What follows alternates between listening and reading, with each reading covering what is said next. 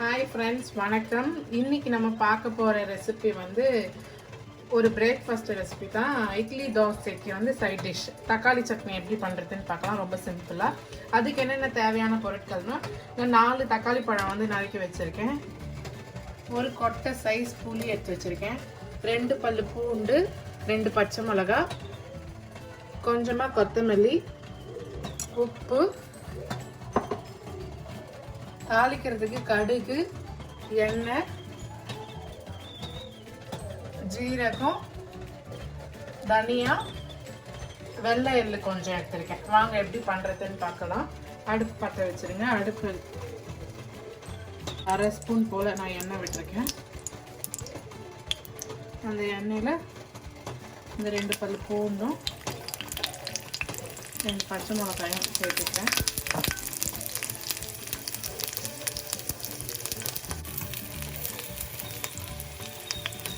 அரை டீஸ்பூன் ஜீரகம், அரை டீஸ்பூன் தனியா,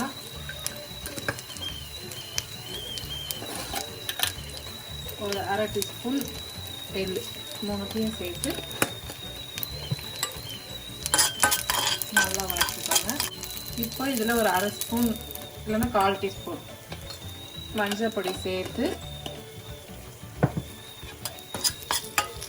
வறுத்துட்டு இதை ஒரு பாத்திரத்துக்கு ஷிஃப்ட் பண்ணிக்கோங்க.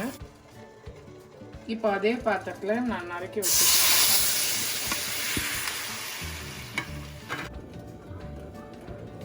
இப்போ வந்து இந்த மாதிரி ஒரு லெட்டு போட்டு மூடி வச்சுருக்கேன். தக்காளி பழம் வந்து நல்லா வெந்துடுச்சு.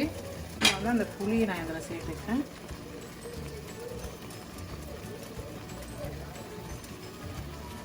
சட்னிக்கு வந்து தேவையான அளவு உப்பு, நான் 1/2 ஸ்பூன் உப்பு சேர்த்துருக்கேன். அதுக்கப்புறம் அந்த கொத்தமல்லி காரை இதில் சேர்த்துருக்கேன். சேர்த்து அந்த புளி கொஞ்சம் இதில் வேகட்டும். மறுபடியும் ஒரு 2 நிமிஷம் மூடி வைக்கலாம். இப்போ வந்து நல்லா தக்காளி வெந்து வந்துடுச்சு. தக்காளி பழம், அந்த புளி எல்லாமே பார்த்தோம்னா நல்லா வெந்துருச்சு. இந்த டைமில் அடுப்பு ஆஃப் பண்ணிவிட்டு இதை வந்து ஒரு மிக்ஸி ஜாரில் இதையும் நம்ம ஏற்கனவே வறுத்து வச்சுருந்தோங்களா, இது 2த்தையும் ஆறுனதும் அரைச்சிட்டு வந்துடணும். இப்போ நம்ம அந்த தக்காளியெல்லாம் போட்டு அரைச்சி நம்மளோட சட்னி வந்து ரெடி ஆகிடுச்சு.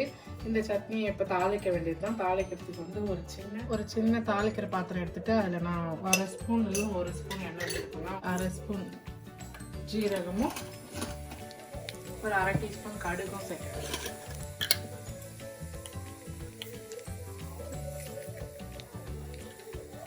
கடுகு வெடிச்சதும் நான் இப்போ வந்து இதை சட்னியில் ஆட் பண்ணிட்டேன்.